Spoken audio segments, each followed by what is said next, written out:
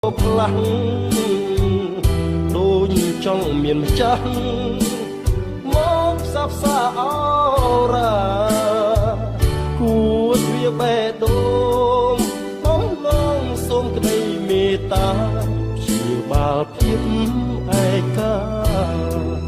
ជីវ៉ាដែលព្រៀមជួបម្ដងកាលក្នុងចិត្តគេគិតហាក់មាននិស័យ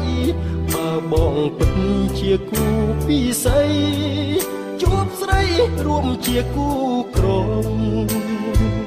យកចិត្តភាំងក្តីមកឆ្នៃគួរទ្វាបេះដូងសូមធ្នមផ្កាមួយតង